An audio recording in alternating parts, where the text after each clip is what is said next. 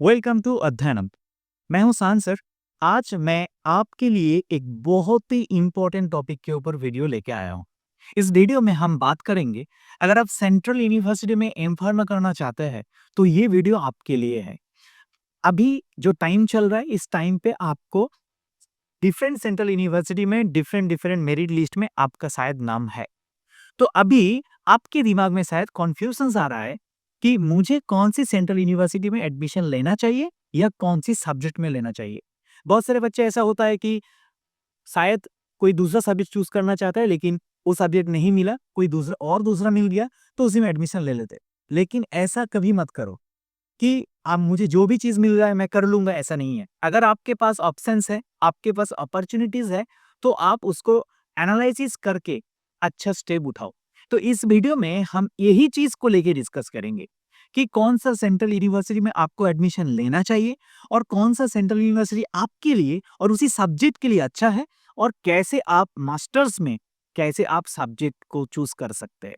तो ये वीडियो को मैंने दो पार्ट में डिवीजन कर रहा हूँ।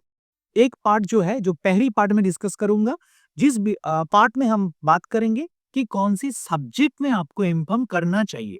ये हो सकता है मैन टू मैन वेरी कर सकता है ये चीज, लेकिन मैं मेरा एक्सपीरियंस, जो भी चीज मैंने एक्सपीरियंस किया है और मेरा आफ्टर एमकॉम जितना भी मैंने जॉब किया है और उसमें जो एक्सपीरियंस मैंने गेन किया, उसी हिसाब से बात करूंगा। और सेकेंड पार्ट में मैं बात करूंगा कि कौन सी सेंट्रल यूनिवर्सिटी आपके लिए फायदेमंद होने वाला है। क्योंकि हम एमकॉम करते हैं, लाइफ में एक ही बार एमकॉम करते हैं। ऐसा नहीं है कि हमने इस सब्जेक्ट में एमकॉम कर लिया उसके बाद दूसरा सब्जेक्ट में एमकॉम करूंगा, ऐसा तो नहीं है। तो इसीलिए थोड़ा सा सोच समझ के करो, क्योंकि ये 2 साल आपके लिए, आपके फ्यूचर के लिए बहुत ही फायदेमंद होने वाला है। तो बिना किसी देरी पे हम शुरू करते हैं कि सेंट्रल यूनिवर्सिटी में अगर आप एम फार्मा करना चाहते हैं तो किस हिसाब से कॉलेज को चूज करें और किस हिसाब से सब्जेक्ट को चूज करें। पहली चीज, आपको किस सब्जेक्ट में एम फार्म करना चाहिए। देखो, हमेशा बच्चे ये सोचते हैं कि मुझे बीफार्म के टाइम पे कॉग्नोसी अच्छा लगा तो मैं कॉग्नोसी में कर सकता हूँ, या कोलोजी अच्छा लग रहा है तो कोलोजी में कर लूँ, या सीयूटीस अच्छा लग रहा है तो सीयूटीस में कर लूँ। ऐसा नहीं है, क्योंकि एम फार्मा करने के बाद आप किस फील्ड में जाना चाहते हैं उसी हिसाब से आपको सब्जेक्ट चूज करना चाहिए। अगर आप सोच रहे हैं कि मास्टर्स करने के बाद मैं एकेडमिक में ज्वाइन करूंगा, तो उसी हिसाब से आपको सब्जेक्ट चूज करना पड़ेगा। अगर आप सोच रहे हैं कि एम फार्मा के बाद मैं इंडस्ट्री में जाऊंगा, तो उसी हिसाब से आपको सब्जेक्ट चूज करना है। अगर आप सोच रहे हैं कि मुझे रेगुलेटरी अफेयर्स में जाना है, तो उसी हिसाब से आपको सब्जेक्ट चूज करना है। ऐसा नहीं है कि आप कोई दूसरा सब्जेक्ट चूज करोगे तो आपको इंडस्ट्री या रेगुलेटरी अफेयर्स में नहीं मिलेगा, ऐसा नहीं है। लेकिन जो कोर सब्जेक्ट है उसका वैल्यू थोड़ा सा अलग है, क्योंकि उसका बेसिक कॉन्सेप्ट, उसका इन डेप्थ नॉलेज, ये आपके लिए बहुत ही इंपॉर्टेंट है। तो इसीलिए मैं आज इस वीडियो में आपको बात करूंगा कि आपको किस हिसाब से एक सब्जेक्ट चूज करना चाहिए एम फार्म करने के लिए। अगर आप एकेडमिक में जाना चाहते हैं, मतलब आप टीचिंग के जॉब लेना चाहते हैं, तो आप दिमाग में ये चीज रखिए कि आपको इन फ्यूचर पीएचडी करना पड़ेगा। और दूसरा चीज, अगर आप एकेडमिक में जाना चाहते हैं तो आप आज के सिनेरियो देखो कि आज के सिनेरियो में कौन सी सब्जेक्ट का डिमांड है। तो आप ये सोच सकते हो कि 2 साल के बाद जब आपका एम फार्म कंप्लीट हो जाएगा तो उसी सब्जेक्ट का डिमांड हो सकता है। लेकिन अभी जिस सब्जेक्ट का डिमांड है ही नहीं, इन फ्यूचर उसका डिमांड होगा ही नहीं, क्योंकि ऑलरेडी वहां पे कंपटीशन बहुत ज्यादा है और बहुत लोग लाइन में खड़े हैं, वेटिंग में है घुसने के लिए, और 21,600 में ज्वाइन करने के लिए रेडी है। तो तुम अगर बोलोगे कि मुझे 30,000 चाहिए, तो नहीं देगा। तो ये चीज दिमाग में रखो कि अगर आप एकेडमिक में जाना चाहते हैं तो आप आज के सिनारियो देखो कि कौन से सब्जेक्ट का डिमांड आज के इस सिनारियो में ज्यादा है। तो इसी हिसाब से अगर एनालिसिस करके मैं आपको एक अच्छा टिप्स दे रहा हूं कि pharmaceutical chemistry, pharmacognosy, pharmaceutical analysis, industrial pharmacy, ऐसे सब्जेक्ट में अगर करोगे तो इन फ्यूचर आपके लिए बहुत ही सही होने वाला है। क्योंकि अगर यही सब्जेक्ट में करोगे तो इंडस्ट्री में भी जा सकते हो, रेगुलेटरी अफेयर्स में भी जा सकते हो, कोई इशू नहीं होगा। लेकिन लेकिन इस सब्जेक्ट का अभी डिमांड बहुत ज्यादा है, 2 साल के बाद भी इसका डिमांड रहेगा, क्योंकि फार्मास्यूटिकल केमिस्ट्री और फार्मास्यूटिकल एनालिसिस जो सब्जेक्ट है, इसमें ज्यादातर बच्चे डरते हैं जाने के लिए। तो आपके मन में अगर डर नहीं है तो आप इस सब्जेक्ट को चूज कर सकते हो। और फार्माकोग्नोसी में भी बहुत सारे वैकेंसीज निकलते रहते हैं, इसलिए फार्माकोग्नोसी भी कर सकते हो। लेकिन अगर अगर आपके पास दिमाग में है चीज कि नहीं जाऊंगा एकेडमिक में, मुझे इंडस्ट्री जाना है, तो आप फार्मास्यूटिक्स में भी जा सकते हैं, कोई प्रॉब्लम नहीं है। और फार्मास्यूटिक्स में जाएंगे तो अच्छा खासा आपको इंडस्ट्री में घुसने के लिए अच्छा खासा आपको मौका मिल जाएगा। लेकिन ऐसा मत करो कि इंडस्ट्री के जाने के बाद 5 साल 6 साल के बाद मैं फिर से वापस आऊँगा और एकेडमिक में जॉइन करूँगा। एकेडमिक एक ऐसा जॉब है ना, ये सभी लोग चाहते हैं कि मैं इसमें जाऊँ। क्यों? क्योंकि वो सेटिंग वाला जॉब है, थोड़ा-सा कंफर्टेबल है, ज़्यादा छुट्टी वगैरह है, इसीलिए ज़्यादातर लोग इंडस्ट्री छोड़ के एकेडमिक में आना चाहता है। लेकिन एकेडमिक में अगर सभी लोग आएगा तो ज़्यादा भीड़ मचता है और भीड़ होगा तो ज़्यादा कॉम्पिटिशन होगा। एक दिन के बाद सैलरी भी स्ट्रक्चर रुक जाएगा।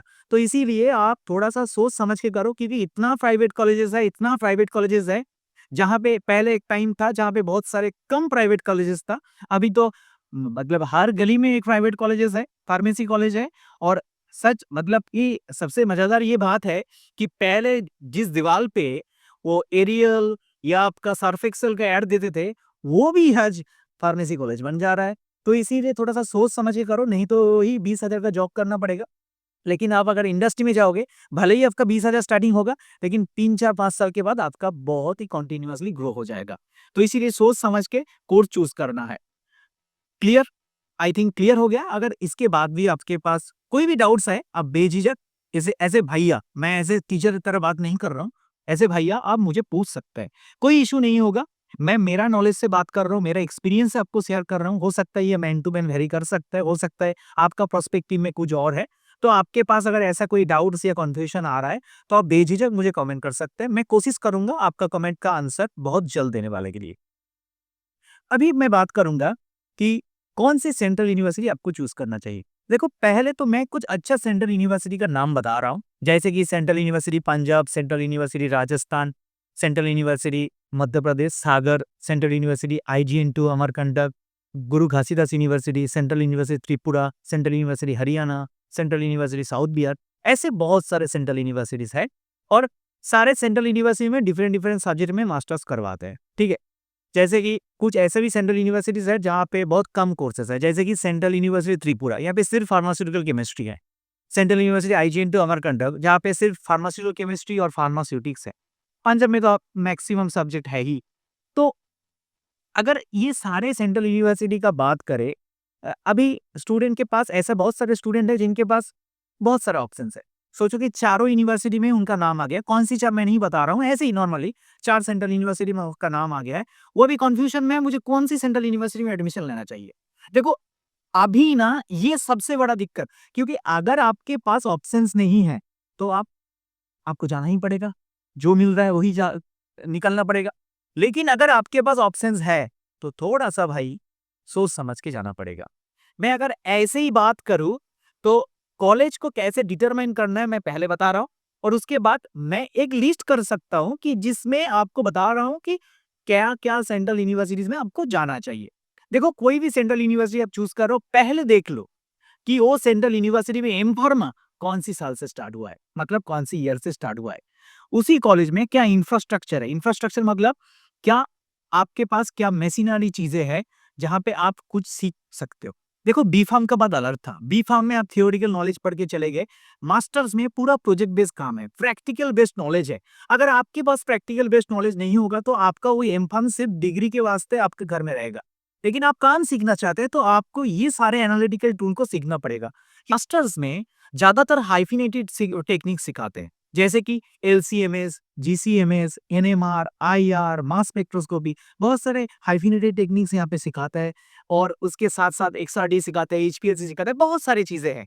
अगर ये सारे इंस्ट्रूमेंट आपके कॉलेज में ही नहीं होगा, तो कैसे आप सीखोगे? ऐसा नहीं है कि मास्टर्स में सिर्फ रट्टा मार के नंबर हो गया और मेरा लाइफ सेट हो जाएगा। नहीं होगा भाई, क्योंकि आप अगर लाइफ में कुछ करना चाहते हो तो आपको सीखना ही पड़ेगा और अगर एकेडमिक में आना चाहते हो तो ये सारी चीज़ सीखना पड़ेगा। उसके बाद आपको पीएचडी में ये तो काम पे आएगा ही और बच्चों को सिखाने के लिए भी काम पे आएगा। नहीं तो वही 20,000 का जॉब, सुबह-शाम काम करो 9 बजे से 5 बजे तक और ढिंढोरा पीट दो कि मैं असिस्टेंट प्रोफेसर बन गया हूँ। नहीं भाई, लाइफ में कुछ करना है कि आपको पास अगर आगे बढ़ना है, आपको खुद को इम्प्रूव करना है, तो आपको एक अच्छा कॉलेज भी मिल जाना चाहिए, ठीक है? प्राइवेट कॉलेज तो बहुत है, लेकिन लोग जनरली गवर्नमेंट कॉलेज में क्यों जाते हैं? क्योंकि वो टैग लाइन, अगर आप एक बार टैग लगा दो ना कि मैं सेंट्रल यूनिवर्सिटी से पास आउट हुआ हूँ या नाइपर से पास आउट हुआ कि आईआईटी बीएचयू से पास आउट हुआ हूँ, तो ऐसे टैग में ना आपका ज़िंदगी चलेगा। क्योंकि अभी मार्केट सुहा हुई है। जो दिखता है वही बिकता है, ये आप क्लियर करके रखो भाई। तो इसीलिए आपको कॉलेज चूज करना है तो आप क्या-क्या देख सकते हो? पहले तो चीज़ आपका इंफ्रास्ट्रक्चर, मतलब क्या-क्या एनालिटिकल मशीनरी चीज़ अवेलेबल है। दूसरा चीज़ फैकल्टी मेंबर्स। फैकल्टी मेंबर्स तो हर सेंट्रल यूनिवर्सिटी बहुत ही अच्छे हैं, लेकिन कुछ-कुछ में है जो जहाँ पे मतलब उतना ज़्यादा फैकल्टीज़ नहीं होता है, वो चीज़ एक बार देख लो। आप कॉलेज के वेबसाइट में ही देख सकते हो। डिपार्टमेंट का जो वेबसाइट है, उसमें हम देख सकते हो कि कितना फैकल्टीज़ अवेलेबल है और ये सारे चीज़ आपको मिलेगा। थर्ड चीज़ जो सबसे ज़्यादा इम्पोर्टेंट है कि उसी यूनिवर्सिटी में पीएचडी है कि नहीं? अगर पीएचडी होगा, तो ज़्यादातर मशीनरी चीज़ अवेलेबल होता है। और फोर्थ नंबर जो चीज़ है, बहुत ही इम्पोर्टेंट है कि लास्ट 2 साल में जो भी सीनियर्स पास आउट होके बाहर गए हैं, उनका कहाँ पे सिलेक्शन हुआ है। अगर आप देख रहे हैं कि ज़्यादातर सीनियर्स का सिलेक्शन एकेडमिक में हुआ है, तो उस कॉलेज में मत जाओ भाई, क्योंकि एकेडमिक में किसी का भी हो सकता है। लेकिन अगर उसी का सीनियर्स का पीएचडी में एनरोल हुआ है, शायद नाई पर चले गए या शायद कोई गवर्नमेंट में पीएचडी में चले गए या कोई इंडस्ट्री में चले गए, कोई रेगुलेटरी अफेयर्स में चले गए, इस जगह को फील्ड को चूज़ करो। तो इसमें क्या होगा, ये ऐसे कॉलेज चूज़ करोगे तो इसमें क्या होगा, आपका जो एलुमनी कनेक्शन होता है ना, ये बहुत ज़्यादा बढ़ जाता है। देखो, अगर सही बात बताएँ, मैं खुद सेंट्रल यूनिवर्सिटी का हूँ। मैं एक चीज़ तो मैं खुद रियलाइज़ किया हूँ कि देखो, कोई भी गवर्नमेंट कॉलेज में, मेरा बी.फार्म भी गवर्नमेंट कॉलेज से है, इंस्टीट्यूट ऑफ फार्मेसी जलपाईगुड़ी। आप कोई भी गवर्नमेंट कॉलेज से पास आउट हो रहा है ना, तो वहाँ पे कैंपसिंग होता ही नहीं है। मतलब बहुत, अगर होता भी है, बहुत रेयर। लेकिन हर स्टूडेंट हर जगह प्लेस्ड है। कैसे होता है? क्योंकि आपका जो गाइड है, जो आपका नेक्स्ट टू फादर है, वो गाइड ही आपका लाइफ सेट कर देगा। वो गाइड के नाम पे आप बाद में लाइफ में आगे बढ़ सकते हो। सीवी में जब आप आपका गाइड की नाम लिखोगे या आपका गाइड का प्रेफरेंस रहेगा, उसमें आपका सिलेक्शन होता है। आप अगर गवर्नमेंट कॉलेज से है, आपका वो टैग बहुत ही इंपॉर्टेंट है for the further job progress. तो ये बहुत मैटर करते हैं। आप कहाँ से है, आपका टैग कहाँ से है, आपका वो थप्पा कहाँ का है। तो इसीलिए सोच समझ के आपको कॉलेज चूज करना है। ऐसे एनालिसिस करके मैं देखा हूँ, central university Punjab, central university Rajasthan, बहुत बहुत अच्छा इंफ्रास्ट्रक्चर है। जितना मैंने रियलाइज किया, मेरा दोस्त सेंट्रल यूनिवर्सिटी पंजाब और राजस्थान से पढ़ के आए, उनसे मैंने बात किया, पूछा, बहुत ही अच्छा चीज है। सेंट्रल यूनिवर्सिटी त्रिपुरा में भी जो फार्मास्यूटिकल केमिस्ट्री का डिपार्टमेंट है, एक ही डिपार्टमेंट है, वहाँ पे भी बहुत सारे इंस्ट्रूमेंट है। आईजीएनटी अमरकंटक में भी बहुत सारे इंस्ट्रूमेंट है और सेंट्रल यूनिवर्सिटी सागर में भी बहुत सारे इंस्ट्रूमेंट है। तो ऐसे कॉलेज अगर मिल गए तो मैं आपको सलाह दूंगा कि आप पहले पंजाब और राजस्थान के लिए ट्राई करें। अगर नहीं हुआ तो आप सागर करो, उसके बाद कोई और यूनिवर्सिटी चूज कर सकते हो। लेकिन अगर आपको पंजाब मिल रहा है, तो आप पंजाब जरूर ट्राई करना, क्योंकि पंजाब बहुत अच्छा है। क्योंकि मैंने मेरा दोस्त को फ़ोन करके पूछता हूँ, एनालिसिस करके जो भी चीज़ मैंने मतलब गेन किया, उससे मुझे लगा कि पंजाब में बहुत सारी चीज़ है। ऐसे एनएमआर भी है, मास भी है, बहुत सारी चीज़ें हैं, एचपीएलसी तो है ही। तो सेंट्रल यूनिवर्सिटी पंजाब राजस्थान बहुत ही अच्छा है, आप जा सकते हैं इसमें। और बाकी ऐसा नहीं है कि बाकी यूनिवर्सिटी में नहीं है, बाकी यूनिवर्सिटी में भी है। बाकी यूनिवर्सिटी में भी है, लेकिन पंजाब और राजस्थान में जितना ज़्यादा है एनालिटिकल इंस्ट्रूमेंट है, उतना शायद मुझे नहीं लग रहा है। अभी हो सकता है कि अभी आ गया है। जैसे मैंने 2 साल 3 साल की पहले की बात कर रहा हूँ, तो उस टाइम पे उतना नहीं था। लेकिन अभी हो सकता है आ गया है। लेकिन ऐसा नहीं है कि मैं किसी को बुरा कर रहा हूँ, मतलब बुरा भला बोल रहा हूँ, ऐसा नहीं है। सारे ही सेंट्रल यूनिवर्सिटी अच्छा है। अगर आपको कोई भी सेंट्रल यूनिवर्सिटी मिल जाए तो सोच लेना भाई, ज़िंदगी चल जाएगा, कोई इश्यू नहीं होगा। तो इसके बाद भी मैंने सारे चीज़ आपको एनालिसिस करके बताई, इसके बाद भी कोई भी चीज़ में अगर आपको डाउट्स आए कि हाँ, सर ये मिल रहा है तो मैं क्या करूँ? वो मिल रहा है मैं क्या करूँ? अगर सब्जेक्ट में चूज़ करने के लिए दिक्कत आ रहा है, तो आप ज़रूर कमेंट करके कमेंट कर सकते हो। और एक चीज़ मैं बताना चाहता हूँ, प्लीज़ डोंट बी नेगेटिव। आप आपको अगर मिल रहा है, अगर गवर्नमेंट में भी अगर नहीं मिल रहा है, तो आप प्राइवेट में भी जा सकते हो, लेकिन अच्छा खासा कॉलेज चूज़ करके जाना है। लेकिन जल्दबाजी में एम-फार्म करने का डिसीजन मत लो और जल्दबाजी में एकेडमिक में जाने के लिए मत सोचो। तुम जो सोच के एकेडमिक में जाना चाहते हो ना, ऐसा एकेडमिक में है नहीं। तो थोड़ा-सा सोच समझ के एक्चुअली तो हर चीज़ में स्ट्रगल है, लेकिन थोड़ा-सा सोच समझ के जाना, ठीक है? तो अगर आप बी-फार्मा कर रहे हो, उसके बाद भी अगर आपको करियर सिलेक्शन में कोई प्रॉब्लम है कि कौन से करियर चूज़ करना चाहिए, उसके बारे में भी आप हमारे साथ कॉन्टैक्ट कर सकते हैं। अभी हमारे यूट्यूब के चैनल भी नाम भी चेंज हो गया है, जो अभी अध्ययनम हो गया है, पहले सांसर क्लासेस था। अभी अध्ययनम का ऑफलाइन सेंटर भी लॉन्च हो गया है, जो हमारे सिटी में है। तो हमने ऑनलाइन कोर्स भी लॉन्च किया है। अगर आपको ऑनलाइन कोर्स लेना चाहते हो आप, या आप आपके जूनियर को शेयर करना चाहते हैं, तो आप कर सकते हैं। हम एज़ ए टीचर नहीं पढ़ाते हैं, हम हमेशा हमारे फैमिली मेंबर की तरह पढ़ाते हैं। So thank you for watching this video and stay tuned with अध्ययनम।